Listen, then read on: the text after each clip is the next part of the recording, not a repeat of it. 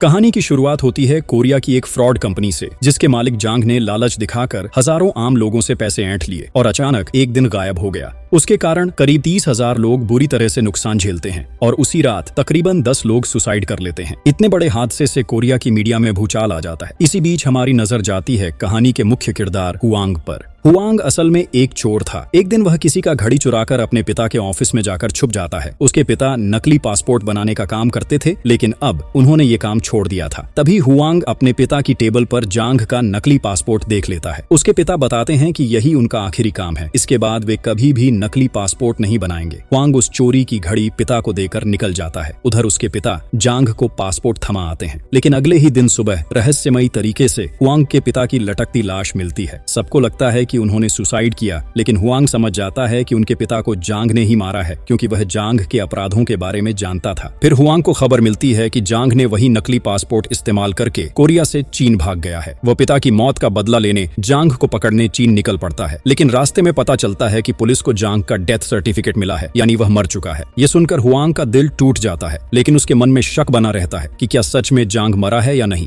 इसलिए वह कोरिया वापस न जाकर चीन ही चला जाता है। इसके बाद 8 साल का टाइम जंप होता है। यहाँ हम चूंजा नाम की लड़की को देखते हैं, जो एक ज्वेलरी शॉप में चोरी करते हुए पकड़ी जाती है। तभी 2 पुलिस ऑफिसर आते हैं और उसे गिरफ्तार कर ले जाते हैं, लेकिन बाहर आने पर पता चलता है कि वे दोनों ऑफिसर असल में चूंजा की टीम के ही लोग थे। यही उनकी चोरी करने की स्टाइल थी। उधर हमें मिलता है पार्क से, जो एक प्रोसिक्यूटर यानी सरकारी वकील था। पार्क ने एक पुलिस ऑफिसर को गिरफ्तार किया क्योंकि उसने जांग से घूस ली थी। पार्क मीडिया के सामने बताता है कि उसे यह जानकारी जांग की लिखी डायरी से मिली है। उस डायरी में उन बड़े लोगों के नाम भी लिखे थे जिन्होंने जांग से रिश्वत लेकर उसे फ्रॉड कंपनी चलाने में मदद की थी। लेकिन इंटरव्यू के बाद हम देखते हैं कि असल में पार्क के पास न तो कोई डायरी थी और न ही कोई लिस्ट। उसने सब झूठ बोला था, सिर्फ मीडिया को शांत करने के लिए। इसके बाद पार्क अटॉर्नी जनरल यानी सरकार के मुख्य कानूनी सलाहकार से मिलता है और उसे बताता है कि जांग के एक साथी ली के पास उन लोगों की लिस्ट है जिन्होंने जांग से घूस ली थी। अगर ली यह लिस्ट मीडिया के सामने ले आया तो बड़े बड़े बिजनेसमैन और पॉलिटिशियन फंस जाएंगे। ये सुनकर अटॉर्नी जनरल ली को तुरंत पकड़ लाने का आदेश देता है, क्योंकि उस लिस्ट में उसका भी नाम था। पार्क फिर अपनी एक सीक्रेट टीम से मिलता है। ये वही चोरों की टीम थी जिसने ज्वेलरी शॉप से नेकलेस चुराया था। टीम का लड़का किम पहले से ही ली पर नजर रख रहा था। वह बताता है कि जांग के साथ काम करने के अपराध में ली को 3 साल जेल हुई थी और अब वह रियल एस्टेट का बिजनेस कर रहा है। पार्क किम को कहता है कि ली का लोकेशन पता लगाओ ताकि वे उसे पकड़ सकें। जब वे लोकेशन पर पहुंचकर ली को पकड़ते हैं तो पार्क को उसके पास कुछ नकली प्रॉपर्टी पेपर्स मिलते हैं। पूछताछ में ली बताता है कि उसने ये कागज चांग नाम के एक आदमी को फंसाने के लिए बनाए थे, लेकिन इससे पहले कि वह कुछ कर पाता, चांग उसे धोखा देकर भाग निकला। असल में एक रियल एस्टेट सेमिनार में ली की मुलाकात चांग से हुई थी। चांग को देखकर ली को लगा कि यह कोई बड़ा आदमी है, तो उसने उसे फंसाने का प्लान बनाया। ली ने उसे बिजनेस प्रपोजल दिया और चांग ने उसे मान लिया। चांग ने कहा कि उसके पैसे बैंक में फंसे हुए हैं और निकालने के लिए उसे $1 लाख चाहिए। ली ने सोचा कि वह बाद में इससे और ज्यादा कमा लेगा, इसलिए उसने पैसे दे दिए। लेकिन जैसे ही चांग पैसे लेकर वॉशरूम गया, वह अचानक गायब हो गया। ली समझ भी नहीं पाया कि वह कैसे भाग निकला। तभी बीच बातचीत में किम फोन करके पार्क को बताता है कि ली के घर में चोरी हुई है। दरअसल यह चोरी पार्क ने ही अपनी टीम से करवाया था ताकि घर की तलाशी ली जा सके। उधर पार्क सेमिनार की सीसीटीवी फुटेज चेक करता है और पता चलता है कि उस दिन चांग ने बूढ़े आदमी का मास्क पहना था। पैसे लेने के बाद वॉशरूम में जाकर उसने मास्क उतार दिया और असली रूप में बाहर निकला, इसलिए ली उसे पहचान ही नहीं पाया। और असल में वह आदमी कोई और नहीं बल्कि हुआंग था, जो जांग को मारने के लिए चीन गया था। यह देखकर पार्क किम को तुरंत हुआंग का पता लगाने का आदेश देता है और उसी रात किम हुआंग का एड्रेस खोज निकालता है। अगली सुबह पार्क डोंग को लेकर हुआंग के घर पहुंचता है। वहां पहुंचकर वे देखते हैं कि हुआंग पहले ही वहां से भाग चुका है, यानी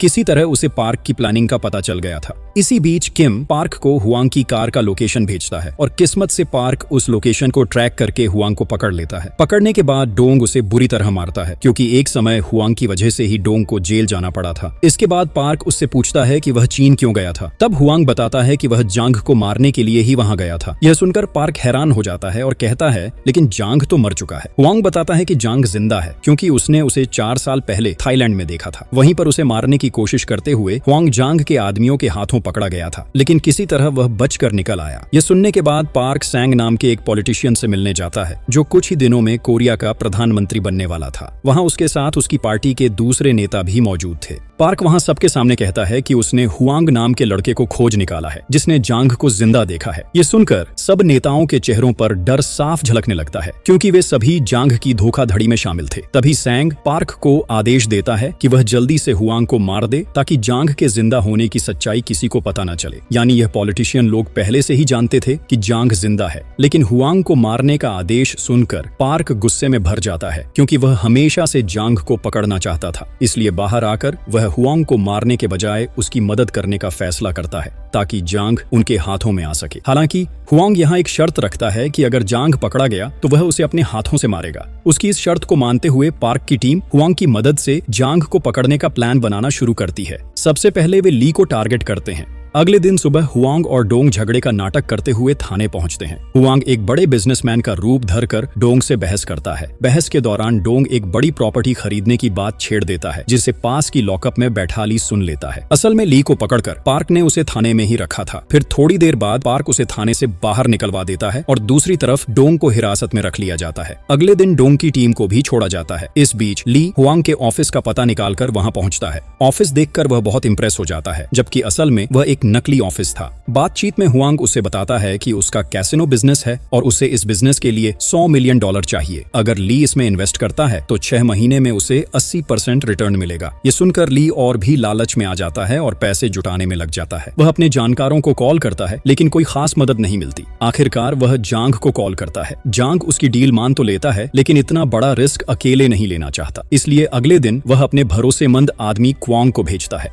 ली क्वांग को हुआंग के पास ले जाता है। क्वांग डील के पेपर चेक करता है लेकिन उसे टर्म्स एंड कंडीशंस पसंद नहीं आते। तब हुआंग बिना डरे बल्कि काफी रूखे और आत्मविश्वास से कहता है, शर्तें जैसी हैं वैसी ही रहेंगी, मानना है तो मानो वरना डील कैंसिल। ये सुनकर पार्क और बाकी लोग नाराज हो जाते हैं लेकिन हुआंग उन्हें भरोसा दिलाता है कि क्वांग जरूर वापस आएगा। अगले दिन एक रेस्टोरेंट में क्वांग की टक्कर चूंझा से हो जाती है और उसका वॉलेट नीचे गिर जाता है। क्वांग को लगता है कि चूंझा ने उसका वॉलेट चुरा लिया है, लेकिन तभी एक वेटर उसे वॉलेट लौटा देता है। क्वांग अपनी गलती समझकर चूंझा से माफी मांगता है। असलियत यह थी कि चूंझा ने ही उसका वॉलेट चुराकर नीचे गिरा दिया था। ये सब दरअसल क्वांग को फंसाने का नया प्लान था। धीरे धीरे चूंझा क्वांग से नजदीकियां बढ़ाने लगती है और दूसरी तरफ पार्क की टीम उसके कमरे में सीक्रेट कैमरे लगा देती है ताकि उस पर नजर रखी जा सके। इसके बाद हुआंग डोंग को कहता है कि वह जांग के बारे में एक फेक न्यूज पब्लिश करे और खुद थाईलैंड चला जाता है ताकि जांग के बारे में और जानकारी जुटा सके। अगले दिन क्वांग वह न्यूज देखता है और तुरंत जांग को कॉल करता है। इधर पार्क की टीम उसका फोन टैप करके सब सुन रही थी। इसी से उन्हें पता चलता है कि जांग थाईलैंड में नहीं बल्कि कोरिया में ही है। फिर क्वांग जांग से एक गुप्त जगह पर मिलने निकलता है और पार्क की टीम उसका पीछा करते हुए वहां पहुंच जाती है, लेकिन अफसोस तब तक जांग वहां से भाग जाता है। हालांकि क्वांग के फोन से उन्हें पता चलता है कि वे दोनों अगली रविवार को फिर मिलेंगे। इस बीच पार्क को मैसेज मिलता है कि हुआंग थाईलैंड नहीं बल्कि कोरिया में ही है। यह सुनकर पार्क को उस पर शक होने लगता है। उधर हुआंग एक रिपोर्टर से मिलता है। रिपोर्टर उसे बताता है कि जांग के सारे काले कारनामों की लिस्ट पार्क के पास है। यह सुनकर हुआंग चौंक जाता है। फिर फ्लैशबैक में दिखाया जाता है कि जिस दिन जांग ने हुआंग के पिता से नकली पासपोर्ट बनवाया था उस वक्त पार्क भी वहां मौजूद था और जब हुआंग के पिता पासपोर्ट डिलीवर करने गए तो उन्हें जांग ने नहीं बल्कि पार्क ने ही मार डाला था। फिर सीन वर्तमान में लौटता है।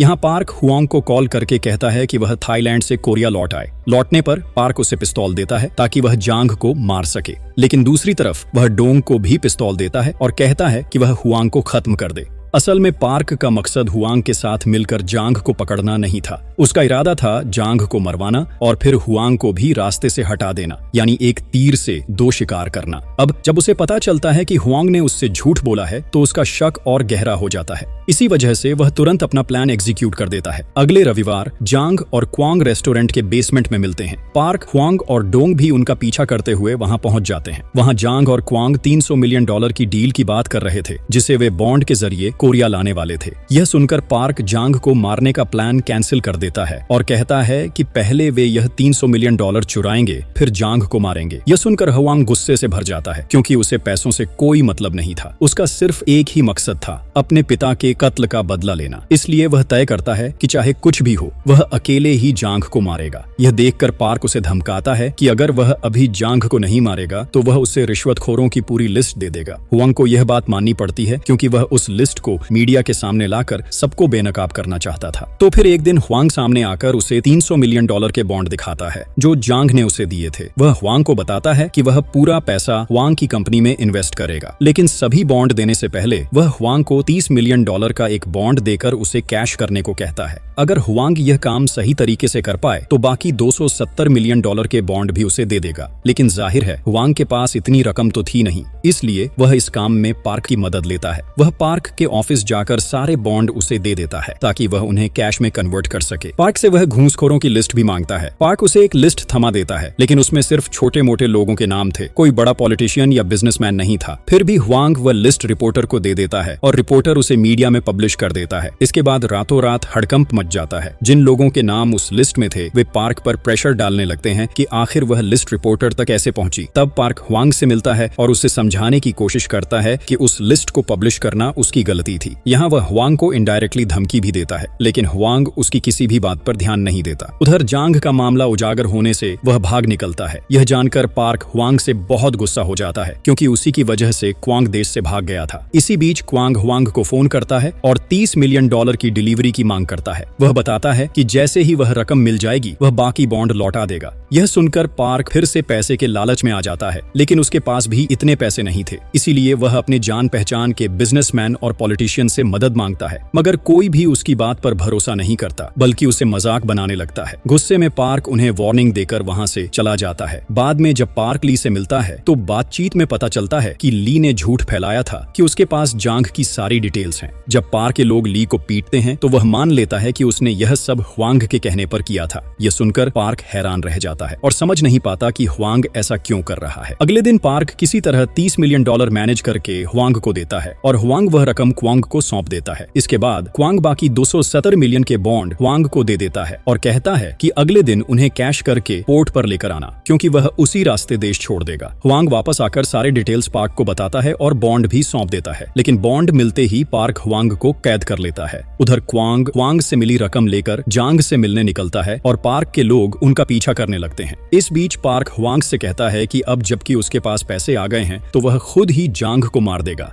तभी पार्क के लोगों का फोन आता है कि क्वांग और जांग पैसे लेकर वहां से भाग निकले हैं। ये सुनकर पार्क का दिमाग सुन्न पड़ जाता है। तभी जांग पार्क को फोन करके उसे और बाकी पॉलिटिशियनों की कॉन्फ्रेंस में बुलाता है और धमकी देता है कि अगर पार्क ने उसका पीछा नहीं छोड़ा तो वह लिस्ट में मौजूद सबके नाम पब्लिक कर देगा। यह सुनते ही पॉलिटिशियन पार्क पर दबाव डालने लगते हैं। तब पार्क उन्हें भरोसा दिलाता है कि वह जांग को मारकर उस लिस्ट को खत्म कर देगा, लेकिन इस काम के लिए उसे ह्वांग की मदद चाहिए थी। इसलिए वह ह्वांग को फिर से ऑफर करता है कि अगर वह जांग को खत्म करने में मदद करेगा तो पार्क उसे घूसखोरों की पूरी लिस्ट सौंप देगा। पार्क वहां से निकल जाता है, लेकिन चूंझा छिपकर ह्वांग के पास आती है और उसे भाग जाने की सलाह देती है, क्योंकि उन्हें पता था कि काम पूरा होने के बाद पार्क ह्वांग को भी मार देगा। लेकिन यहाँ कहानी में एक नया ट्विस्ट आता है। ह्वांग किम और चूंझा को बताता है कि उसका असली मकसद जांग को नहीं बल्कि पार्क और उन पॉलिटिशियनों को मारना है। असल में 4 साल पहले जब उसकी मुलाकात जांग से हुई थी तब जांग ने उसे बताया था कि ह्वांग के पिता का असली कातिल पार्क ही है। उसी दिन से ह्वांग ने ये प्लान बनाया था कि वह पार्क और उन पॉलिटिशियनों का असली चेहरा सबके सामने लाएगा।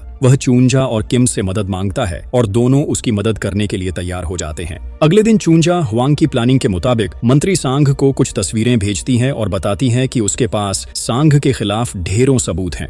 ये सुनते ही सांग बुरी तरह घबरा जाता है और ह्वांग से मिलने की मांग करता है। दूसरी तरफ पार्क अपने एक जानकार आदमी को उन $270 मिलियन के बॉन्ड कैश में कन्वर्ट करने के लिए देता है। वह आदमी उसे $100 मिलियन एडवांस देता है और बाकी बॉन्ड अपने पास रख लेता है। अगले दिन पार्क सबको लेकर पोर्ट की ओर निकलता है, क्योंकि वहीं क्वांग को वह पैसा सौंपने का प्लान था। इस बीच पार्क के कहने पर ह्वांग क्वांग को फोन करके पोर्ट के पास एक गोदाम का एड्रेस देता है और कहता है कि जांग को भी साथ लाना। लेकिन बात खत्म होते ही पार्क ह्वांग को फिर से पकड़ लेता है, क्योंकि उससे जितना काम करवाना था वह हो चुका था। हालांकि ह्वांग उसे बताता है कि उसके पास पार्क के खिलाफ सारे सबूत हैं, मगर पार्क डरने की बजाय बताता है कि वह सबूत तो उसने पहले ही चुरा लिए थे। वहीं यह भी सामने आता है कि किम और चुंझा ने ह्वांग की मदद की थी।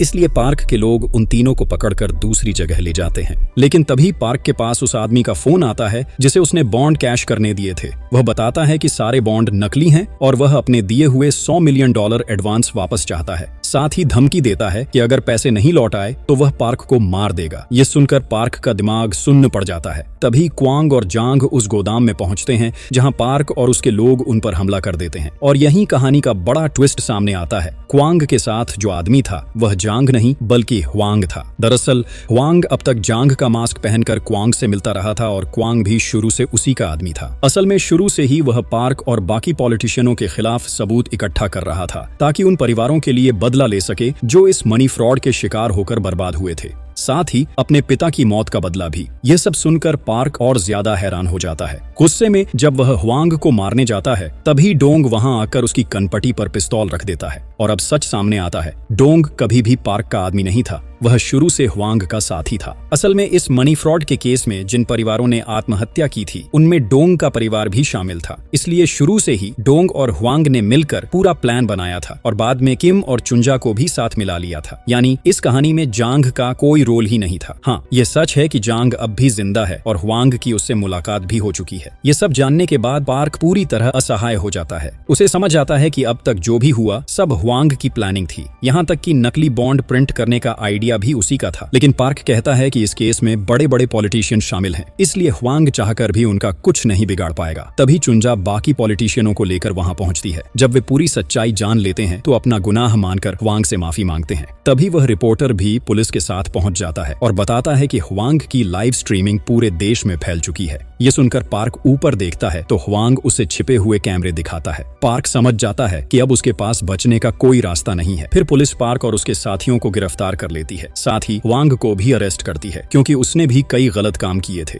लेकिन कुछ ही दिनों में ह्वांग जेल से छूट जाता है। बाद में वह अपने पिता के ऑफिस में पहुंचता है जहां उसके बाकी साथी उसे वे पैसे दिखाते हैं जो उन्होंने पार्क से निकाले थे। वहां उन सभी पॉलिटिशियनों की तस्वीरें लगी थीं जो इस मनी फ्रॉड केस में शामिल थे। लेकिन जांग को छोड़कर बाकी सबकी तस्वीरों पर क्रॉस का निशान बना था। यानी जांग को छोड़कर बाकी सब पर बदला पूरा हो चुका था। तब डोंग कहता है कि अब उन्हें जांग को ढूंढने का प्लान बनाना होगा और उसे भी उसकी सजा देनी होगी। यह सुनकर ह्वांग फैसला करता है कि अब उसका अगला निशाना जांग ही होगा और यहीं इस ट्विस्ट से भरी कहानी का अंत हो जाता है।